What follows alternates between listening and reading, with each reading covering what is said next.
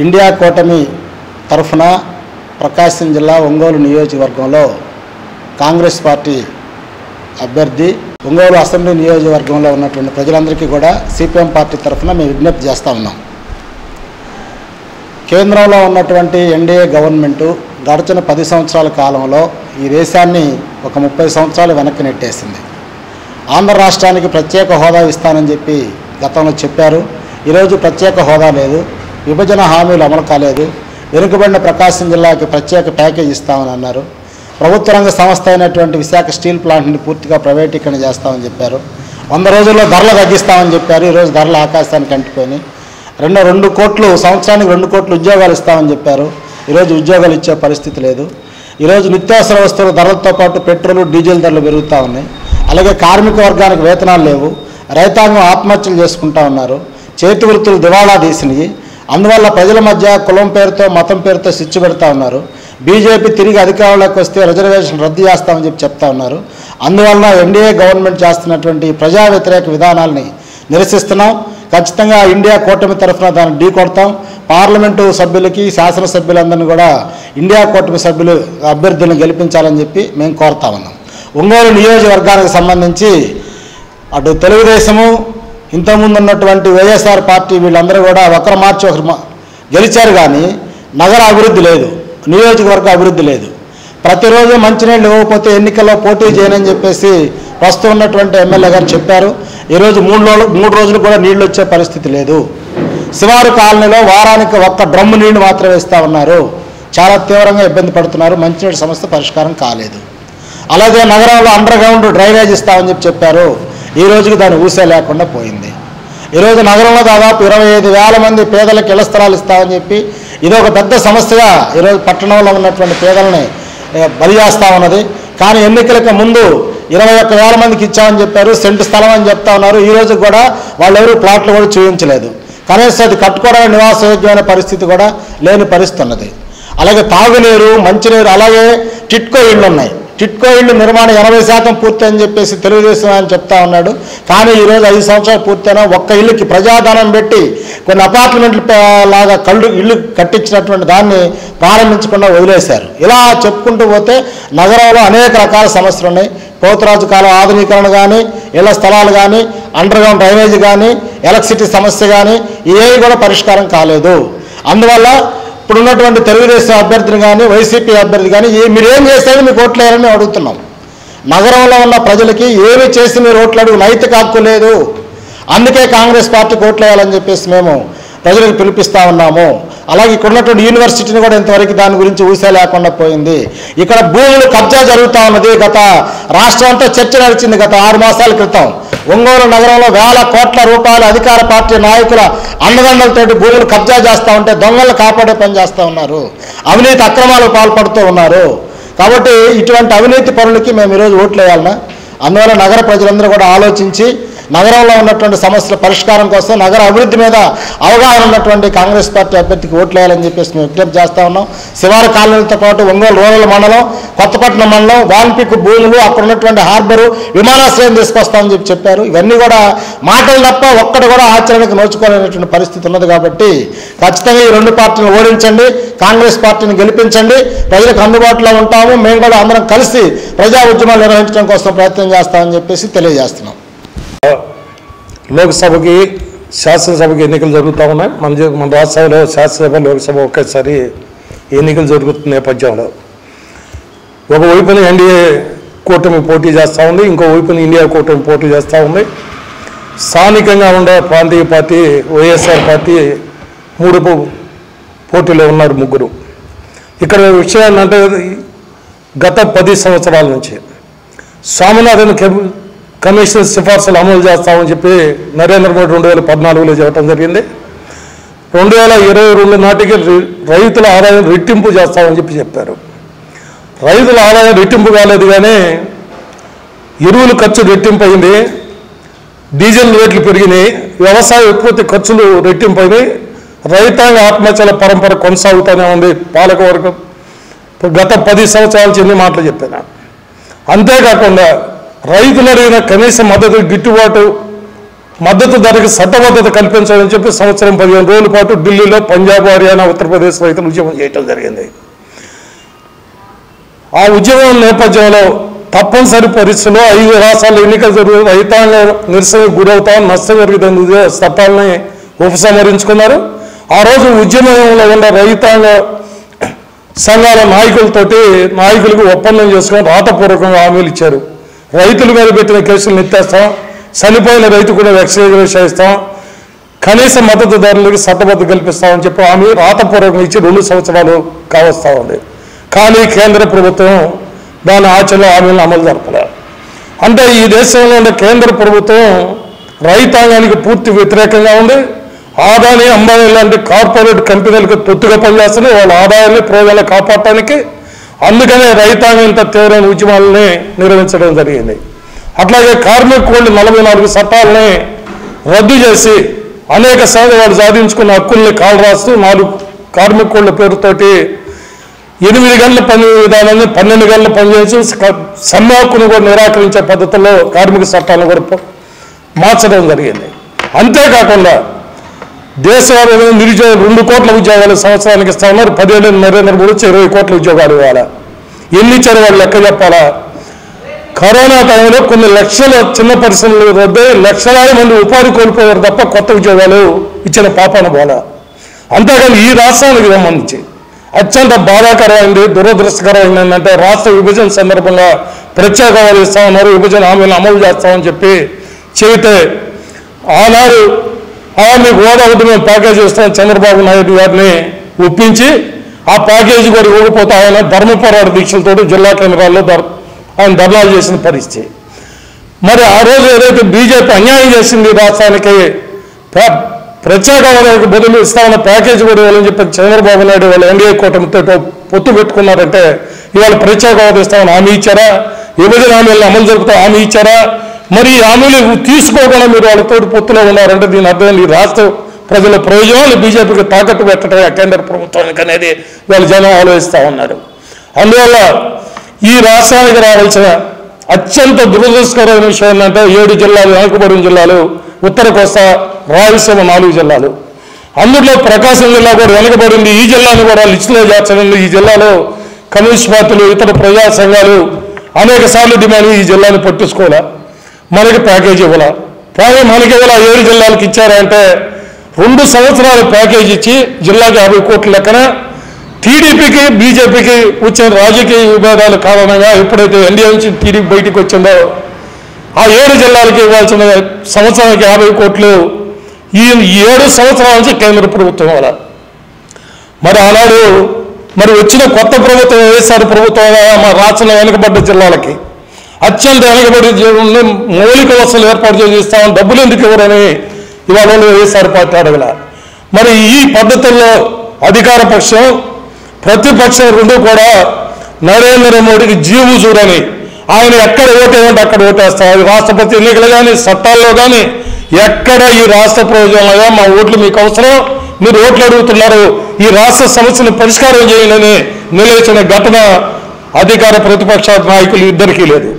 అందుకనే వాళ్ళు ఈ రాష్ట్రంలో ఎదురైన నష్టానికి ద్రోహానికి కారకులు మొదటి ముద్దాయి నరేంద్ర మోడీ అయితే, 2వ ముద్దాయి చంద్రబాబు నాయుడు, 3వ ముద్దాయి జగన్మోహన్ రెడ్డి. కాబట్టి ఓడించండి, కేంద్ర ప్రజలు బీజేపీ కూటమి అభ్యర్థులను ఓడించండి, వాళ్ళకు మద్దతుగా ఉన్న పరోక్షంగానో ప్రత్యేక మద్దతుగా ఉన్న ఈ పార్టీలను ఓడించి ఇండియా కూటమి అభ్యర్థుల్ని గెలిపించాలని చెప్పి మేము కోరుతా ఉన్నాం ప్రజల్ని. కమ్యూనిస్ట్ పార్టీగా ఇండియా కూటమి తరఫున ఎవరైతే పోటీ చేసే అభ్యర్థులకి మా వంతు సహాయం పూర్తిగా ఉంటుందని ఈ ఎన్నికల్లో మా మద్దతు తెలియజేస్తా ఉన్నాం. ఏదైతే మరి కొన్ని రోజుల్లో పార్లమెంట్కి శాసనసభకి ఎన్నికలు జరుగుతూ ఉన్నాయి. ఒకవైపు ఎన్డీఏ కూటమి, మరోవైపు ఇండియా కూటమి ప్రజలకి సంబంధించినటువంటి సమస్యల మీద మాట్లాడుతూ ఉన్నాయి. 10 సంవత్సరాలు అధికారంలో ఉన్నటువంటి బీజేపీ ప్రభుత్వం ఏదైతే యువతకు కానీ, పేదలకు కానీ, ఉద్యోగస్తులకు కానీ ఏదైతే హామీలు ఇచ్చిందో ఏ ఒక్క హామీని కూడా పూర్తిగా అమలుపరచకుండా ఫెయిల్ అయినటువంటి పరిస్థితి మనకు కనబడతా ఉంది. ఫెయిల్ అవ్వడం కాకుండా ఏదైతే గత కాంగ్రెస్ ప్రభుత్వంలో మొత్తం పరిశ్రమల్ని అదేవిధంగా డిపార్ట్మెంట్లని ఏదైతే జాతీయం చేయబడి గవర్నమెంట్ ద్వారా నడిచేటట్టు ఏదైతే చేశారో మొత్తం బిఎస్ఎన్ఎల్ కానీ, బ్యాంకులు కానీ, ఆర్టీసీ కానీ, రైల్వేస్ కానీ ఈ మొత్తం ఏదైతే నడుస్తూ ఉన్నాయో వీటిని ప్రైవేటీకరణ చేసి కార్మిక వర్గాన్ని గందరగోళం చేసినటువంటి పరిస్థితి మనం చూస్తూ ఉన్నాం. ఓవైపు ఏదైతే 32 మంది యువకులు చనిపోవడం ద్వారా సాధించుకున్నటువంటి విశాఖ ఉక్కు ఫ్యాక్టరీ ఏదైతే ఉందో దాన్ని పూర్తిగా ప్రైవేటీకరణ చేయాలని, అమ్మాలని చెప్పి కుయుక్తులు పన్నుతూ ఉన్నారు. గత 2 సంవత్సరాల నుంచి అక్కడ కార్మిక వర్గం విశాఖపట్నంలో ఉండేటటువంటి ప్రజలు మొత్తంగా మరి ఆందోళన కార్యక్రమం కూడా నిర్వహిస్తున్నటువంటి పరిస్థితి మనం చూస్తూ ఉన్నాం. సరే, ఏది ఏమైనప్పటికీ కూడా కేంద్రంలో ఉన్నటువంటి బీజేపీ ప్రభుత్వం దీన్ని మతాల మధ్య చిచ్చుపెట్టి గందరగోళం చేసేటటువంటి పరిస్థితిని సిఏఏని తీసుకొచ్చి అమలు చేస్తూ ఉన్న తర్వాత సిఏఏ తాత్కాలికంగా ముస్లింలకి ఇది పడినా హిందువులకి కూడా అది హిందువుల్ని కూడా గందరగోళం చేసేటటువంటి పరిస్థితి కూడా తీసుకొచ్చేటటువంటి పరిస్థితి. ఇటు హిందువులు కానీ ముస్లింలు కానీ ఐక్యతతో ముందుకు పోవాల్సినటువంటి అవసరం ఉందని, అదేవిధంగా ఏదైతే కేంద్రంలో బీజేపీ కూటమి ఏదైతే ఉందో బీజేపీ కూటమిని ఖచ్చితంగా ఓడించాల్సినటువంటి అవసరం ఉందని సందర్భంగా జనాలకి విజ్ఞప్తి చేస్తూ మన కాంగ్రెస్ పార్టీ తరఫున పార్లమెంటు అభ్యర్థి ఇదా సుధాకర్ రెడ్డి, అదేవిధంగా మన శాసన సభకి సంబంధించినటువంటి మా విజ్ఞురాలు ఏదైతే ఇక్కడ నిలబడతా ఉన్నారో వాళ్ళని మనం గెలిపించాల్సినటువంటి అవసరం ఉంది. అందుకని కమ్యూనిస్టు సిపిఐ, సిపిఎం కమ్యూనిస్ట్ పార్టీలు ఇటు ఇండియా కూటమిలో భాగంగా ఇక్కడ ఉండేటటువంటి క్యాండిడేట్స్ వాళ్ళు చేసినటువంటి వాగ్దానాలు పూర్తిగా చేస్తారని చెప్పి అందుకు సిపిఐ, సిపిఎం కూడా అందరూ కలిసి ఏదైతే ప్రజలకు ఇచ్చినటువంటి ఒంగోలు ప్రజలకు ఇచ్చినటువంటి వాగ్దానాలు ఏదైతే ఉన్నాయో వాళ్ళ సమస్యలు ఏదైతే ఉన్నాయో ఆ సమస్యలు పరిష్కారం చేయడానికి వారికి మేము పూర్తిగా మా సహాయ సహకారాలు అండదండలు ఇస్తామని చెప్పి ప్రజలకు తెలియజేస్తున్నాం. ప్రజలు ముఖ్యంగా ఆలోచించి ఇండియా కూటమిలో ఉండేటటువంటి కాంగ్రెస్ పార్టీ క్యాండిడేట్స్ ఎవరైతే ఉన్నారో ఇద్దరు వారికి హస్తం గుర్తు కింద ఓటు వేసి అధిక మెజార్టీతో గెలిపించాలని ప్రజలకు మనం చేస్తా ఉన్నాం. ముందుగా ఈ ప్రతిపక్ష పార్టీల్లో ఉన్నటువంటి టీడీపీని అలాగే అధికారం పార్టీలో ఉన్నటువంటి వైఎస్ఆర్ కాంగ్రెస్ పార్టీని వీటి గురించి ప్రత్యేకంగా మాట్లాడుకోవటం అనేది చాలా తక్కువగా ఉంటుంది. విమర్శించడం తప్పితే ఇంకొకటి కనిపించటంలా. ఒంగోలు కాన్స్టిట్యున్సీలో చూసుకుంటే అటు టీడీపీ అభ్యర్థి అయినటువంటి అంటే ఎమ్మెల్యే అయినటువంటి గతంలో మాజీ ఎమ్మెల్యే దామచర్ల జనార్దన్ గారు కానీ అలాగే వైసీపీలో ఉన్నటువంటి బాలినేని శ్రీనివాసరెడ్డి గారు కానీ ఎన్నిసార్లు వాళ్ళు ఎమ్మెల్యేగా గెలిచినప్పటికీ కూడా ఈ యొక్క ఒంగోలు నియోజకవర్గాన్ని ఎక్కడ కూడా సక్రమంగా పట్టించుకుని అభివృద్ధి బాటలో నడిపించినట్లుగా కనిపించడం లేదు. 100%లో ఉన్నటువంటి ఒంగోలు నియోజకవర్గానికి కావాల్సినటువంటి అభివృద్ధిని వాళ్ళు 37% మాత్రమే చూసి మేము 100% అబోవ్ చేశాము అని చెప్పి కాగితాలకి ప్రెస్ మీట్లకి లేదంటే వాళ్ళు నిధులు దారి మళ్లించుకోవటానికి ఎక్కడ ఏ విధంగా చెప్పుకుంటున్నారనేది కూడా కళ్ళకు కట్టినట్లుగా కనిపిస్తుంది. ఇచ్చినటువంటి నియోజకవర్గంలో ఉన్నటువంటి ఒంగోలు నియోజకవర్గ ప్రజలకి గతంలో వాళ్ళు ఇచ్చిన హామీని ఏది నెరవేర్చారు? ప్రతిరోజు ప్రతి ఇంటికి తాగునీరు ఖచ్చితంగా అందుతాయి అన్నారు. కానీ ఈ రోజును చూస్తే ఎక్కడ కూడా తాగునీరు ప్రతిరోజు కాదు కదా 2-3 రోజులకు కూడా అందినటువంటి పరిస్థితిని చూస్తున్నాం. అది ముఖ్యంగా ఎండాకాలం వస్తే 7 రోజులకు కూడా వాటర్ అనేటువంటి అందవు. తర్వాత డ్రైనేజ్ కాలువలు ఏమాత్రం కూడా డెవలప్మెంట్ అనేది లేదు. ఎక్కడ చూసినా గతంలో ఏదైతే ఉన్నాయో ఏదో ఓ తూతూ మంత్రంగా డ్రైనేజ్ కాలువలు క్లీన్ చేయడం తర్వాత వదిలేసేయటం.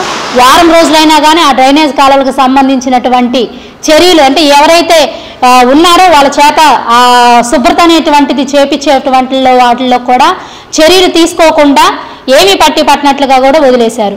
సీసీ రోడ్లలో డెవలప్మెంట్ అనేది కూడా చేయలేదు. తర్వాత సిమెంట్ రోడ్లు, ఏ ఏరియాలకైతే సిమెంట్ రోడ్లు అవసరం ఆ ఏరియాలకు సిమెంట్ రోడ్లు కూడా ఎక్కడ వేయించినట్లుగా కూడా లేదు. నిత్యము పనికి వెళ్ళి సంపాదించుకుని ఆ రోజు బ్రతికేటువంటి పేదవాళ్ళకి సరైనటువంటి రీతిలో రోడ్డు వసతి లేదు, డ్రైనేజ్ కాలువలు లేవు, మంచినీటి సదుపాయం లేదు. రెంటిళ్ళల్లో ఉండి వాళ్ళకు వచ్చేటువంటి కొంత అమౌంట్ తోటే నానా తిప్పలు పడి బాధలు పడుతున్నటువంటి నిజమైనటువంటి అర్హత కలిగినటువంటి పేదవాళ్ళకి కనీసం సెంటు స్థలం కూడా మీరు మొన్న ఇచ్చినట్లుగా కూడా లేదు. ప్రతిసారి కూడా మీరు గెలిచి మాటలు చెప్పి అధికారంలోకి వచ్చినాక అయిపోయిందని చెప్పి అంటే ఏరు దాటినాక తప్పనని తగలబెట్టినట్లుగానే ఈ యొక్క ఒంగోలు నియోజకవర్గ ప్రజలకి మీరు మొండు చేయిని చూపించినట్లుగానే ఉన్నారు. దయచేసి ఒంగోలు నియోజకవర్గంలో ఉన్నటువంటి ప్రజలందరికీ నేను ఒకటి విజ్ఞాపన చేస్తున్నాను. ఇటు వైసీపీ పార్టీలో ఉన్నటువంటి బాలినేని శ్రీనివాసరెడ్డి గారి యొక్క పనులను చూశారు. అలాగే టీడీపీలో ఉన్నటువంటి దామచర్ల జనార్దన్ గారు చేసినటువంటి పనుల్ని మీరు చూశారు. వాస్తవాల్ని పరిశీలించండి, వాస్తవాల్ని చూడండి. ఇప్పటికీ కూడా వాళ్ళు చెప్పేటువంటి కళ్ళుబొళ్ళు మాటలు, వాళ్ళు చెప్పేటువంటి అసత్యమైనటువంటి ప్రమాణాలు చేసేటువంటి పాంప్లెట్లో ఉన్నటువంటి మాటలకి ఎక్కడ కూడా బానిసలు కావద్దు. ఒక్కసారి ఆలోచించుకోండి. అభివృద్ధి అంటే ఏంటి, మన యొక్క నియోజకవర్గానికి ఏం కావాలి, ఏమి లేదు, అది మనకు కావాలని మాత్రమే మీరు ఆలోచించుకోండి. ఈరోజు ఒక మహిళగా అది ఇండియన్ నేషనల్ కాంగ్రెస్ పార్టీ తరపున మరి ఒంగోలులో ఎమ్మెల్యేగా నేను పోటీ చేయడానికి నాకు వచ్చినటువంటి ఈ అవకాశాన్ని నేనైతే నా కోసం కానీ నా సొంత ప్రయోజనాల కోసం కానీ నేను అనుకోవట్లా. ఎందుకంటే ఈ ఒంగోలు నియోజకవర్గ ప్రజలు మగ్గిపోతూ సరైనటువంటి అవసరాలు వసతులు లేక బాధపడుతున్నటువంటి వాళ్ళకి నేను అండగా తోడుగా ఉండటానికి, వాళ్ళకి నేను సేవ చేయటానికి నాకు చాలా గొప్ప అదృష్టం వచ్చిందనే నేను భావిస్తూ ఉన్నాను. ఏ అయితే మన ఒంగోలు నియోజకవర్గంలో అభివృద్ధికి నోచుకున్నటువంటి ప్రతిదీ, అది నీటి సమస్య అవ్వచ్చు, ఇంటి సమస్యలు అవ్వచ్చు, డ్రైనేజ్ కాలువ సమస్యలు అవ్వచ్చు, అండర్ గ్రౌండ్ డ్రైనేజ్కి సంబంధించిన అవ్వచ్చు, సీసీ రోడ్లు అవ్వచ్చు, సిమెంట్ రోడ్లు అవ్వచ్చు, కాలువలు అవ్వచ్చు, అలాగే అర్హత కలిగినటువంటి వాళ్ళకి పింఛన్స్ అవ్వచ్చు, ఏ అయితే గవర్నమెంట్ వచ్చేటువంటి పథకాలు నిజమైన పేదవాళ్ళకి అందక పార్టీలో పరంగానే అందుతూ ఇబ్బంది పడుతున్నటువంటి ప్రజానికాలకి రావాల్సినటువంటి పథకాలైనా అవ్వచ్చు, ఏట్లైనా సరే అన్ని విధాలుగా నేను ముందుండి వాళ్ళ చేయనటువంటివి నేను ఖచ్చితంగా చేసి చూపిస్తాను. అలాగే వామపక్ష పార్టీలు అయినటువంటి మరి సిపిఐ, సిపిఎం, ఆమ్ ఆద్మీ, అలాగే పలు ప్రజా సంఘాలు అందరూ కూడా ఏకధాటిగా ఈ రోజున కాంగ్రెస్ పార్టీనే అటు సెంట్రల్లో కానీ ఇటు రాష్ట్రంలో కానీ అధికారంలో ఉంటేనే ఈ దేశానికి రాష్ట్రానికి మంచి భవిష్యత్తు వచ్చింది అని చెప్పి మరి ఇండియన్ కూటమికి వాళ్ళు చాలా చక్కగా ఏకమవటము, ఇది కాంగ్రెస్ పార్టీ తరపు నుంచి మరి ఒంగోలు నియోజకవర్గ అభ్యర్థిగా నేను చాలా గర్వపడుతున్నాను. అలాగే పెద్దలు మాట్లాడారు, వారందరి సహాయ సహకారాలు నాకు అందిస్తానంటున్నారు. నేను వారి రాజకీయ ప్రయాణ కాలంలో చూసుకుంటే వారికి రాజకీయ అనుభవం ఉన్నంత వయసు కూడా నాకు లేదు. కాబట్టి పెద్దలందరి దగ్గర నేను సలహాలు తీసుకుని మరి వామపక్ష పార్టీ వాళ్ళందరినీ కూడా కలుపుకుంటూ వాళ్ళు ఏమన్నా నాకు సలహాలు ఇస్తే ఆ సలహాలు సూచనల మీద కూడా నేను ముందుకు వెళ్తూ అంతట్లో కూడా హెడ్ క్వార్టర్ అయినటువంటి ఒంగోలు అసెంబ్లీని మన ఆంధ్రప్రదేశ్ మొత్తంలో కూడా చెప్పుకోదగ్గ ఒక హైటెక్ సిటీ అని అంటే ఎంతమంది అటువైపు చూస్తారో ఆ రీతిగా నన్ను ఎమ్మెల్యే అభ్యర్థిగా కానీ గెలిపిస్తే సుశ్యామలంగా పార్కులతో పిల్లలు కూడా చాలా విలాసవంతమైనటువంటి ఆహ్లాదకరమైనటువంటి వాతావరణాల్లో ఉండేటట్లు, మరి సముద్రం వైపు చూసుకుంటే అదొక అభివృద్ధికి నోచుకోలేదు, దానికి అభివృద్ధి నోచుకునే విషయంలో ఏదైతే కావాలో అటన్నిటినీ కూడా నేను ఖచ్చితంగా సాధించి తీరుస్తానని చెప్పి తెలియజేస్తున్నాను. అన్నిటికన్నా ముఖ్యంగా పోతురాజు కాలువ ఈ పోతురాజు కాలువ గత 10 సంవత్సరాల నుంచి కూడా ఎక్కడేసిన గొంగలి అక్కడే అన్నట్లుగానే ఉంది, కానీ అభివృద్ధికి నోచుకోలే. మరి వచ్చిన నిధులన్నీ ఏం చేస్తున్నారు? నిధుల్ని ఏటిదారి మళ్లిస్తున్నారు. నిధుల్ని వచ్చినప్పటికీ కూడా ఖర్చు పెట్టామని దొంగ లెక్కలు చూసి మీ ఖాతాలో వేసుకుని మీ పెట్టిని నింపుకుంటున్నారు. అలాగే ఎస్సీ, ఎస్టీ, బీసీ, మైనార్టీలకు సంబంధించినటువంటి రావాల్సినటువంటి ఫండ్స్ ఏవి కూడా వాళ్ళకి అందకుండా ఎవరి ఖాతాల్లో వేసుకుంటున్నారు, ఎవరి యొక్క జోబులు నింపుకుంటున్నారు. వాటికి లెక్కలు ఇంతవరకు లేవు. తర్వాత ఎస్సీ, ఎస్టీలు వాళ్ళ యొక్క ఏరియాలో డెవలప్మెంట్ అవడానికి కొన్ని నిధులు కాంగ్రెస్ పార్టీ సెంట్రల్లో పథకం చక్కగా పెట్టింది. మరి ఈ రోజున ఆ నిధికి నోచుకునేటువంటి స్థితిలో కూడా ఈ రోజున ఆంధ్రప్రదేశ్ అలాగే ఒంగోలు పార్లమెంటు కూడా ఉంది, ఒంగోలు అసెంబ్లీ కూడా ఉంది. మరి ఇలాంటివన్నీ కూడా జనాలు చూస్తూ ఉన్నారు. ఒక్కసారికి కూడా ఆలోచన చేయండి. మీరు వేసే ప్రతి ఓటుకి మేము ఎవరికి వేయాలి ఓటు అందరినీ చూసాము. ఈసారి ఇంకా ఒక్క ఛాన్స్ ఒక మహిళగా కాంగ్రెస్ పార్టీ నుంచి నిలబడినటువంటి నాకు వేస్తే ఖచ్చితంగా మీరు అనుకున్న రీతిగా మీ కుటుంబంలో ఒక కూతురులాగే నేను ఉంటానని చెప్పి తెలియచేస్తూ, మరి ఒక వామపక్ష పార్టీ అందరూ కలిసి కూడా మేము చర్చించుకోవడానికి వచ్చినటువంటి పెద్దలందరికీ, ఇండియన్ కూటమిలో ఉన్నటువంటి నాయకులందరికీ కూడా నా హృదయపూర్వకంగా మరి చేతులు జోడించి నమస్కరిస్తూ ఇంతటితో సెలవు తీసుకుంటున్నాను.